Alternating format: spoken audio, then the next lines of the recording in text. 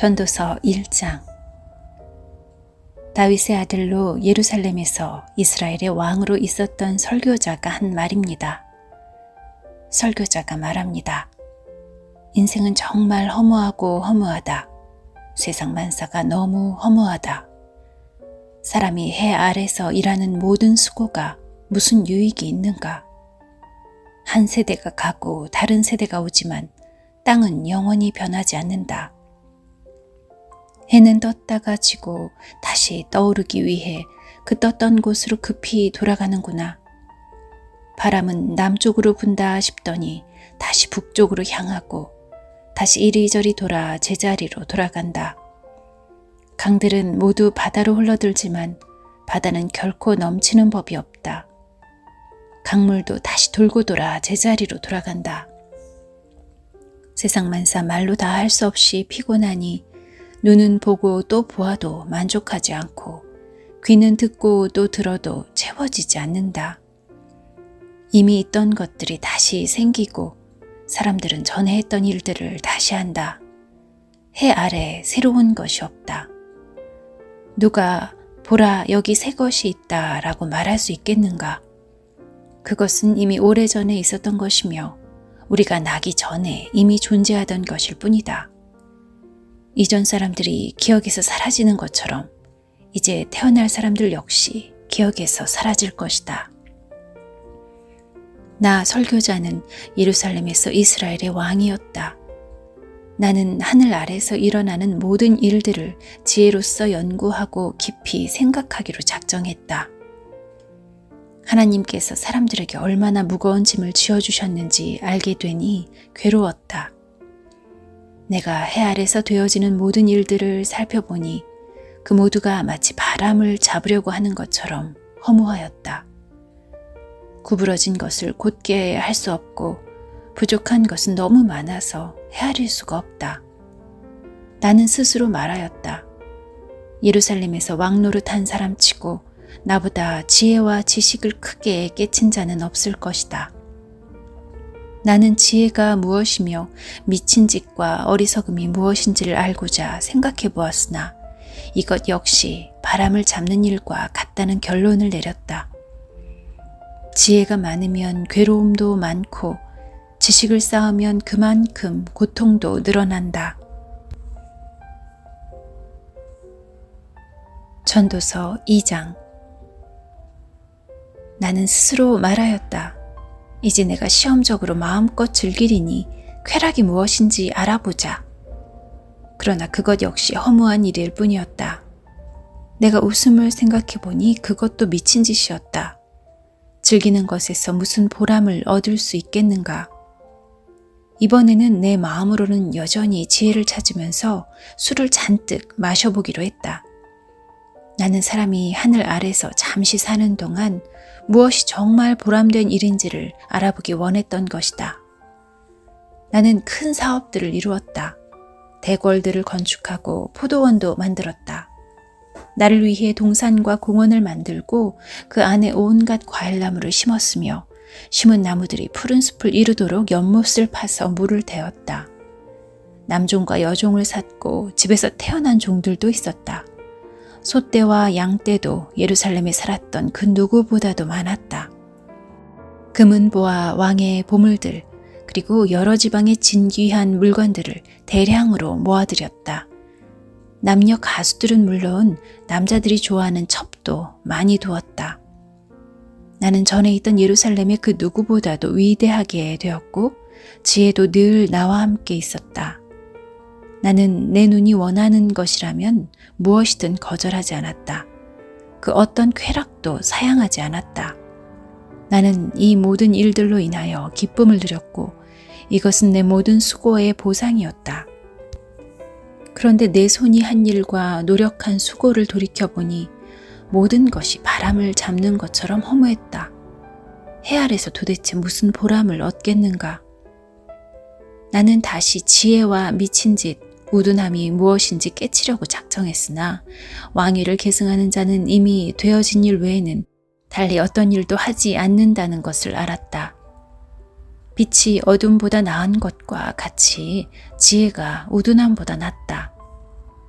현명한 사람은 자기 앞을 보고 어리석은 사람은 어둠 가운데서 살지만 내가 깨닫고 보니 둘 다 결국은 같은 운명이었다. 그래서 나는 스스로 말하였다. 어리석은 자의 운명을 나도 당할 것인데 내가 지혜롭게 살아도 아무 소용없으니 이것 역시 허무하다. 지혜로운 자도 어리석은 자처럼 오래 기억되지 못하고 조만간 둘 다 잊혀지고 말 것이다. 어리석은 사람처럼 지혜로운 사람도 역시 죽어야 할 운명일 뿐이다.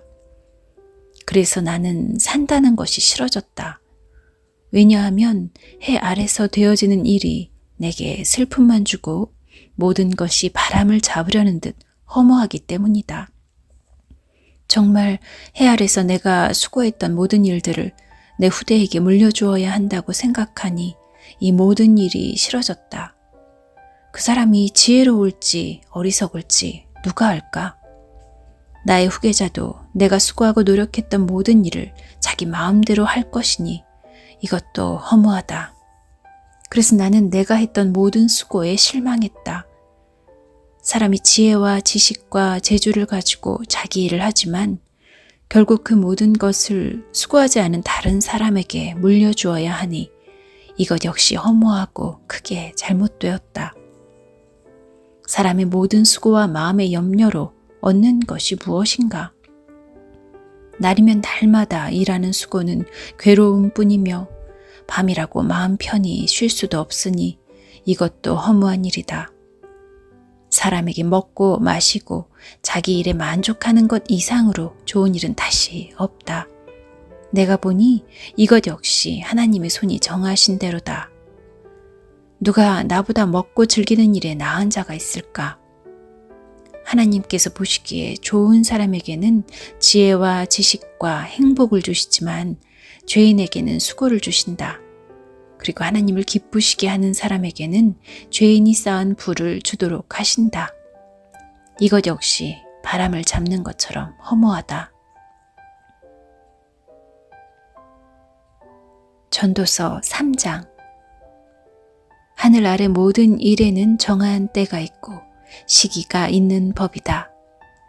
날 때가 있고 죽을 때가 있고 심을 때가 있고 심은 것을 뽑을 때가 있다. 죽일 때가 있고 고칠 때가 있고 허물 때가 있고 건축할 때가 있다. 울 때와 웃을 때가 있고 슬퍼할 때와 춤출 때가 있다. 돌을 던져버릴 때가 있고 돌들을 모을 때가 있고 껴안을 때가 있고 그것을 멀리할 때가 있다. 찾을 때가 있고 포기할 때가 있고 간직할 때가 있고 버릴 때가 있다. 찢어버릴 때가 있고 수선할 때가 있고 침묵해야 할 때가 있고 말해야 할 때가 있다. 사랑할 때가 있고 미워할 때가 있고 전쟁할 때가 있고 화평할 때가 있다. 일한 사람이 자기의 수고로 얻는 것이 무엇인가? 나는 하나님께서 사람들에게 지어주신 짐을 보았다. 하나님은 모든 것을 제때에 아름답게 지으셨고 사람의 마음에 영원의 감각을 주셨지만 하나님께서 처음부터 마지막까지 행하실 일은 다 깨달을 수가 없다.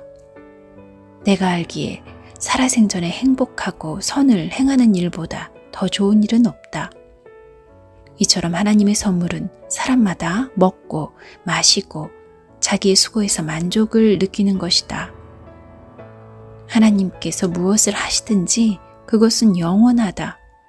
그것에 아무것도 더하거나 뺄 수가 없으니 하나님께서 그렇게 하신 것은 사람들이 그분을 경외하도록 하기 위함이다. 지금 있는 것은 이전에도 있었고 장차 있게 될 것도 이미 있었던 것이다. 하나님은 지난 것을 다시 찾으신다. 다시 해 아래서 살펴보니 공의가 있어야 할 자리에 불의가 있고 정의가 있어야 할 자리에 악이 있었다. 나는 혼자 이런 생각을 하였다. 하나님은 의인과 악인 모두를 심판하실 것이다. 왜냐하면 모든 일과 모든 활동에 때가 있기 때문이다. 나는 사람에 관하여 스스로 말하였다. 사람이 짐승과 마찬가지라는 사실을 깨닫도록 하나님은 사람을 시험하신다. 사람의 운명과 짐승의 운명은 비슷하다. 사람이 죽는 것처럼 짐승도 죽음으로 사람이나 짐승이나 호흡은 동일하다. 이렇게 모든 것이 헛되니 사람이 짐승보다 나은 것이 무엇인가? 모두가 흙에서 와서 흙으로 돌아가듯 다 같은 곳으로 돌아간다. 사람의 영은 위로 올라가고 짐승의 영은 땅으로 내려가는 것을 누가 알겠는가? 내가 살펴보니 사람이 자기 일을 즐기는 것보다 나은 것이 없다. 그것은 그의 몫이기 때문이며 그에게 죽은 다음에 일어날 일을 보여줄 사람이 없기 때문이다.